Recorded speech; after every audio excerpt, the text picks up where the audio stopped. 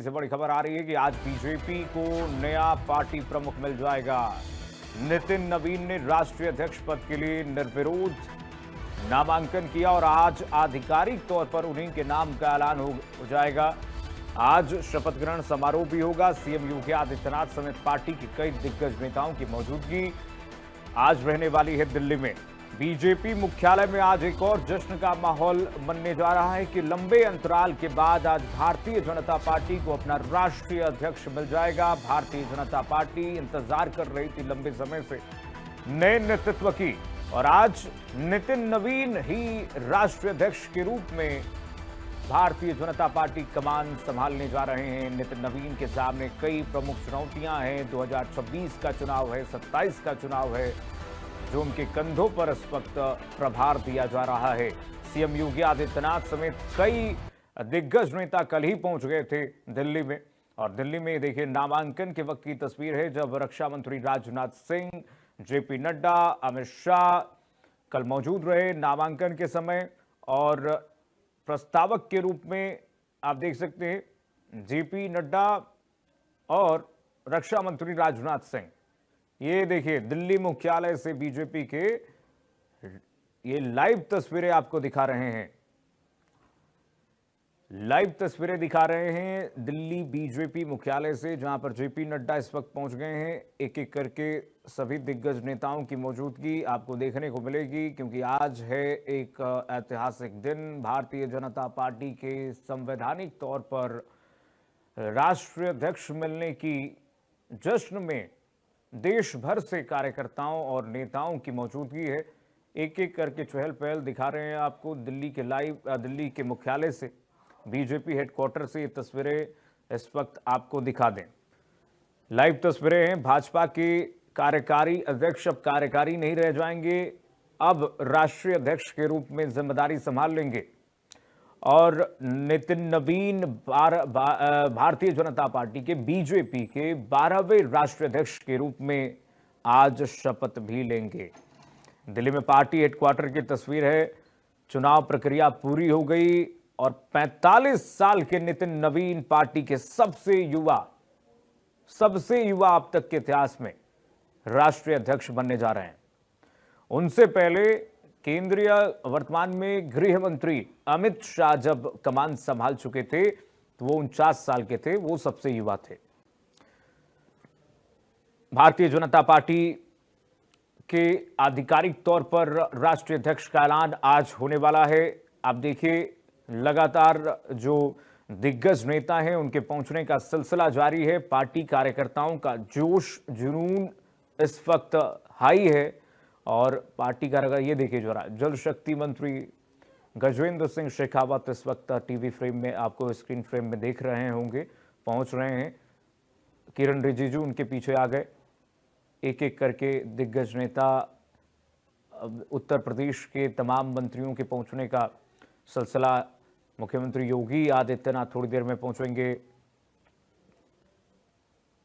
नितिन नवीन का जो आज शपथ ग्रहण समारोह होगा, भारतीय जनता पार्टी ने दावा किया कि संवैधानिक तौर पर यह शपथ ग्रहण समारोह आज होने वाला है और पूरी प्रक्रिया के साथ निर्विरोध चुने गए नितिन नवीन।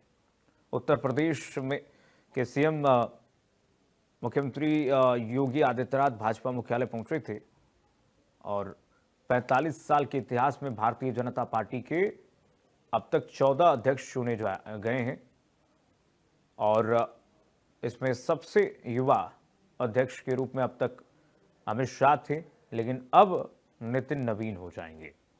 बिहार से आते हैं, 5 बार के विधायक रहे हैं और लगातार इनका ट्रैक रिकॉर्ड बेदाग रहा है। कुशल वक्ता हैं, संगठन की क्षमता अच्छी है, कुशल नेतृत्व है इनका। और नितिन नवीन का जन्म 23 मई 1980 को पटना में हुआ था और ऐसे में सबसे युवा अब तक के इतनी बड़ी जिम्मेदारी नितिन नवीन को मिलने जा रही है। इनके पिता नवीन किशोर सिन्हा वो भारतीय जनता पार्टी के वरिष्ठ नेता रह चुके हैं, पूर्व विधायक भी रह चुके हैं राजनीतिक करियर की अगर हम बात करें नितिन नवीन की, तो बांकीपुर सीट से 5 बार विधायक रहे हैं। 5 बार विधायक मतलब 2006 में विधायक रहे हैं, 2010 में, 15 में, 2020 में और 25 में भी इन्होंने चुनाव जीता है। तो एक के बाद एक चुनाव जीतना अपने आप में दिखाता है कि जनता के बीच में लोकप्रिय रहे हैं। अपनी कार्यशैली, अपने व्यवहार शैली की वजह से 9 फरवरी 2021 को पहली बार बिहार सरकार में सड़क परिवहन मंत्री की इनको जिम्मेदारी दी जाती है। संवैधानिक जिम्मेदारी मिलती है, पार्टी से इतर, संगठन से इतर। भाजपा का कार्यकारी अध्यक्ष बनने के बाद इन्होंने इस्तीफा दे दिया और लगातार शीर्ष नेतृत्व के एक अच्छे पसंद के रूप में इनके चेहरे को माना जाता रहा है।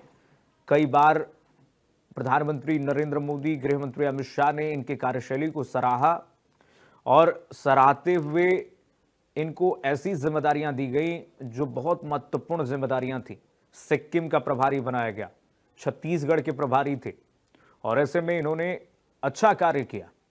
12वें भाजपा अध्यक्ष के कार्यकाल में 11 अहम चुनाव इनके सामने हैं, जो 2026 और 2027 में होने वाले हैं।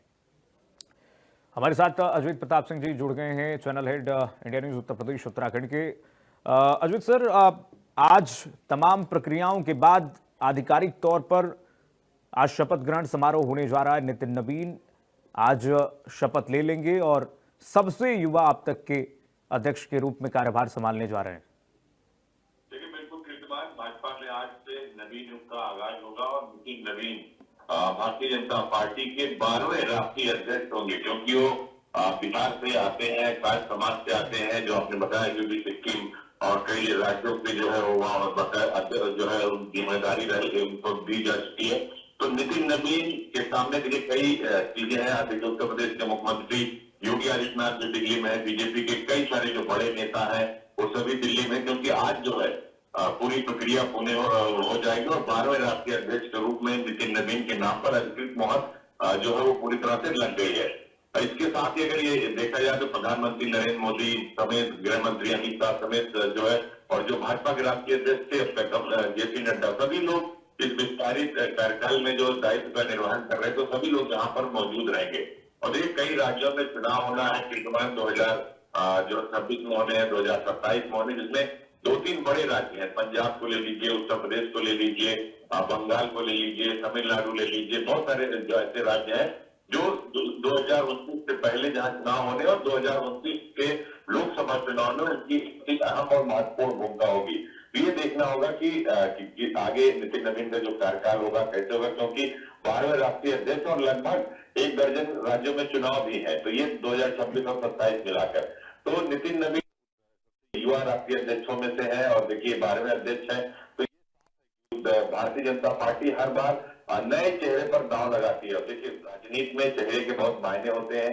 सियासी समीकरण होता है, जाति समीकरण होता है, क्षेत्रीय समीकरण होता है और रिलीजन यानी धार्मिक समीकरण होता है। बीजेपी इसका अभी पंचायत चुनाव होने हैं उत्तर प्रदेश में, इसके अलावा बंगाल में भी अप्रैल मई में चुनाव होने हैं, जो काफी अहम और बंगाल में बहुत टफ फाइट होगी। और नितिन नवीन चूंकि बिहार से आते हैं, कई राज्यों के प्रभारी भी रह चुके हैं, तो ये सब कुछ देखकर बीजेपी ने अपना ये बड़ा फैसला निर्वाचन प्रक्रिया की कीर्तिमान उसको पूरा किया गया और अब नितिन नवीन जो है 12वें राष्ट्रीय अध्यक्ष के रूप में काबिज होंगे। इसके साथ ही मंगलवार को जो है पूरी प्रक्रिया जो है उनके निर्विरोध अध्यक्ष बनने की जो घोषणा होगी और प्रधानमंत्री नरेंद्र मोदी समेत सभी नेता मौजूद होंगे। उत्तर प्रदेश के मुख्यमंत्री योगी आदित्यनाथ भी वहां पर पहुंच गए हैं। तो ये 12वें राष्ट्रीय अध्यक्ष होंगे और इनके सामने कई सारी चुनौतियां भी होंगी, क्योंकि जब 12-11 राज्यों में चुनाव होने होंगे, उनका चाहे टिकट बंटवारा हो, प्रदेश अध्यक्षों की नियुक्ति हो, प्रभारियों की नियुक्ति हो,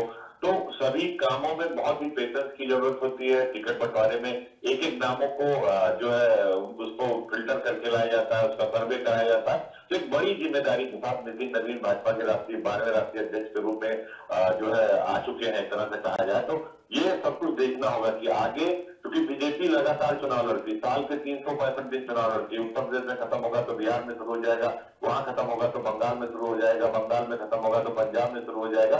तो लगातार चुनाव चलते रहते हैं, जो कि हिंदुस्तान बहुत बड़ा देश है। तो अगर उत्तर प्रदेश की बात करें तो उत्तर प्रदेश दुनिया का 8वां सबसे बड़ा देश अगर देश के तौर पर देखा जाए, तो बहुत सारे ऐसे चीजें और संगठन का और सरकार का तालमेल कई सारे राज्यों में होता है जहां संगठन और सरकार का तालमेल नहीं होता। वो जिम्मेदारी भी राष्ट्रीय अध्यक्ष की होती है कि सरकार और संगठन का तालमेल बना रहे। जो दोनों पहिए यानी जो बस के इंजन के दोनों पहिए हैं वो बखूबी चलते रहे। तो बहुत सारी ऐसी चुनौतियां होंगी, बहुत सारी ऐसे चेहरे होंगे जिनका समायोजन होगा, जिनका समावेश होगा। संगठन को कैसे आगे बढ़ाना है, संगठन की जो रणनीति है, जो कूटनीति है, विपक्ष को कैसे जवाब देना है, बहुत सारी जिम्मेदारियां जो नितिन नवीन के कंधे पर आ चुकी है। लेकिन अजय सर, बीजेपी में कब किसको क्या दायित्व मिल जाए, कब कौन सी जिम्मेदारी आला नेतृत्व, शीर्ष नेतृत्व सौंप दे, ये अनप्रेडिक्टेबल होता है। ये कोई नहीं कह सकता है कि कब किस कार्यकर्ता को, बूथ लेवल कार्यकर्ता को उठा करके बीजेपी प्रदेश अध्यक्ष बना दे या फिर कोई अन्य जिम्मेदारियां दे दे। आप सोचिए कि 46 साल पुरानी पार्टी को 45 साल के नितिन नवीन अब संभालने जा रहे हैं। ये अपने आप में अनप्रेडिक्टेबल था। कोई नहीं समझ पा रहा था कि नितिन नवीन को इतनी बड़ी जिम्मेदारी इतनी महज कम उम्र में मिल जाएगी। बिल्कुल कृष्ण, आपने सही कहा कि पार्टी से ज्यादा जवान जो है वो नितिन नवीन है। और 46 साल की पार्टी की उम्र है और 45 साल नितिन नवीन की। तो निश्चित तौर पर मान के चले कि बीजेपी ही एक ऐसी पार्टी है जिसमें पता चलेगा कि झारखंड में बैठा अंतिम गांव में छोर पे जो बैठा होगा, बंगाल के जो अंतिम छोर में बैठा होगा, उत्तर प्रदेश के अंतिम छोर में बैठा होगा, वो अचानक बीजेपी का राष्ट्रीय अध्यक्ष बन सकता है, वो देश का राष्ट्रपति बन सकता है, वो देश का प्रधानमंत्री या किसी राज्य का मुख्यमंत्री बन सकता है। तो ये कार्यकर्ताओं की पार्टी इस बात को बार बार देश के प्रधानमंत्री, गृह मंत्री, जो राष्ट्रीय अध्यक्ष है, इस बात को कह चुके हैं कि ऐसी पार्टी है जो दुनिया की सबसे बड़ी लोकतांत्रिक पार्टी और लोकतांत्रिक तरीके से चलाई जाती है। तो किसी भी कार्यकर्ता को कहां किस पद पर बैठा दिया जाएगा इस बात का अंदाजा नहीं है। इसीलिए विपक्ष को घेरने में भारतीय जनता पार्टी कामयाब होती है कि यहाँ तो परिवारवाद चलता है और यहाँ तो जो अगर पिता राष्ट्रीय अध्यक्ष है तो उसका बेटा होगा, अगर माँ है तो उसकी बेटी होगी, उसका बेटा होगा। तो ये परिवारवाद की पार्टी नहीं है, ये लोकतांत्रिक पार्टी है। और अटल बिहारी वाजपेयी भी इसको लेकर कई बार अपने वक्तव्य दे चुके हैं। तो निश्चित तौर पर नितिन नवीन के ऊपर जो जिम्मेदारी है वो आने वाले वक्त में देखना होगा कि वो स्वयं कैसे वो काम करते हैं। हालांकि लंबा अनुभव है, सरकार का हिस्सा भी रहे हैं, अलग अलग राज्यों में काम भी कर चुके हैं और उनके पास उनके पीछे टीम बहुत बड़ी है।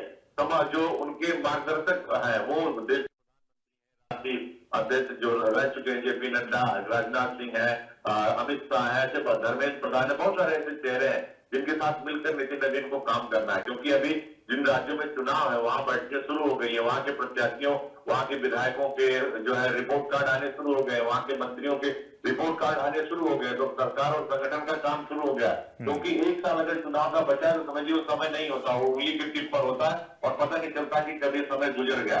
तो ये बहुत बड़ी जिम्मेदारी होगी क्योंकि आने वाले 27 में उत्तर प्रदेश में चुनाव है, फिर पंजाब में चुनाव है, उससे पहले बंगाल में चुनाव है, तमिलनाडु में चुनाव है, उड़ीसा में चुनाव है।